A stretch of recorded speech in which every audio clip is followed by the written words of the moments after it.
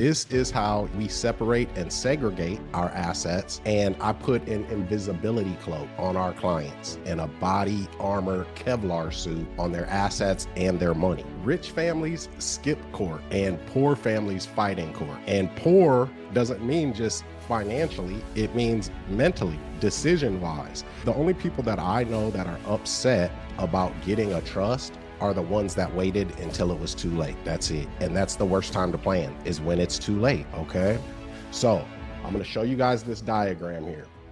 This is what it should look like if you have multiple assets or even a bank account and a house. I'm gonna start with this. If you have a car or precious metals or a money market account or any asset that isn't real estate, crypto, it should be held in a personal property trust, because that's what it is. It's personal property. It's not real property. Real property is real estate.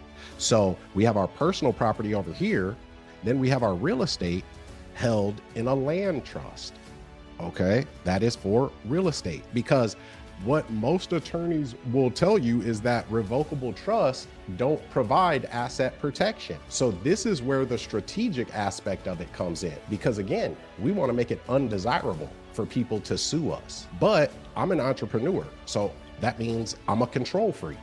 So I want to maintain control. So with a revocable trust, you maintain control because you can make changes to that trust. With an irrevocable trust, you can't make those changes. So what I'm showing you right here and what we work with are revocable trusts, but I'm going to show you how those assets will be protected. I'm going to make you invincible, essentially. This is what it looks like. The open air trust. Now, you see, it's not named the Gene Boykin Trust or the Boykin Family Trust. It's just the open air trust. You don't know who that's associated with. And then we have our trustee. It's not me. I make somebody else the trustee because I control this type of trust as the beneficiary.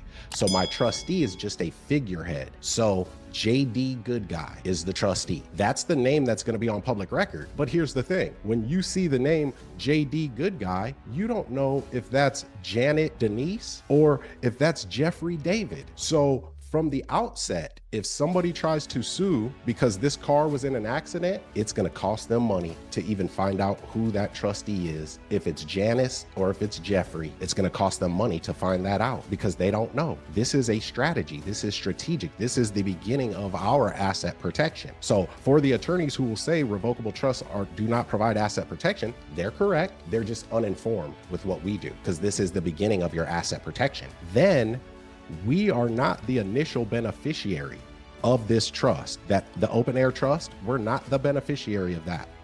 We make another personal property trust the beneficiary. So when they finally do find out if this is Janice or Jeffrey, then our trustee will then have to tell them who the beneficiary is. And Janice or Jeffrey is going to say, well, it's the ABC Personal Property Trust. So guess what?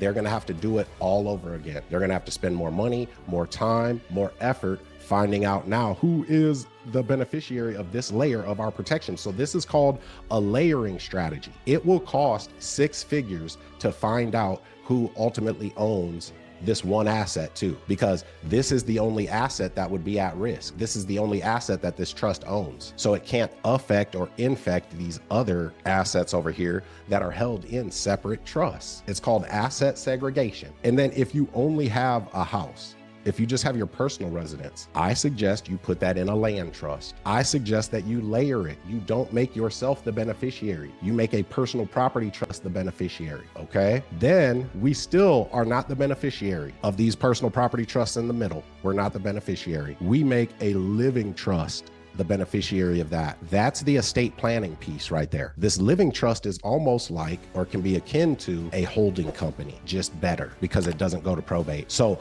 all of these beneficial interests for these separate assets flow down into the living trust. Now we can dictate who gets what, when they get it, how they get it, if that asset can be sold, or if I have a life insurance policy and I want my life insurance policy when I die to pay out to my trust and then to buy policies for my children so that they'll have policies. And with the leftover money, I want my trust to buy cash flowing assets, income producing assets, wealth building assets. Now I've created generational wealth just with an insurance policy by utilizing a living trust. And it being a living revocable trust, we're able to add new policies, add new things to it, add new beneficiaries as my kids have kids and I now have grandkids, right? So I haven't popped up anywhere yet. I'm still private, but guess what? This is the ultimate own nothing, control everything strategy because I ultimately own this. I'm the beneficiary of this living trust. Some of you are thinking, okay, just like me, I'm an investor. So where does the money go? What happens to the money, the income that's generated from these assets?